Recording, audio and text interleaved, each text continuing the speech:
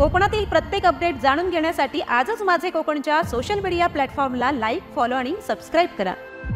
रत्नागिरी जिल्ह्यामधील खेड तालुक्यातील मोहाने, ऐनवली, नानावले पंचक्रोशीत सध्या वाघाने धुमाकूळ घातला असून ग्रामस्थ व शेतकरी वर्गामध्ये कमालीची घबराट निर्माण झालेली आहे। मोहाने गावच्या रहाटीमधील 3-4 जनावरांचा तर ऐनवली मोहल्ल्यातील व नानावले येथील लहान वासरांचाही या वाघाने फडशा पाडलेला आहे। त्यामुळे शेतकरी वर्ग चिंताग्रस्त झालेला आहे।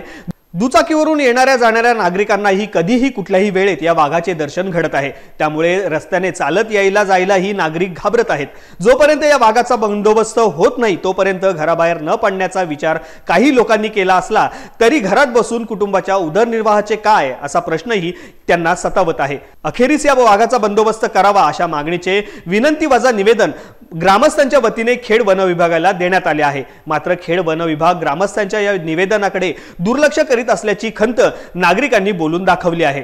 तरी खेड वन विभागाने या वाघाचा तत्काळ बंदोबस्त करून परिसरातील ग्रामस्थांना व शेतकऱ्यांना दिलासा द्यावा अशी मागणी होत आहे।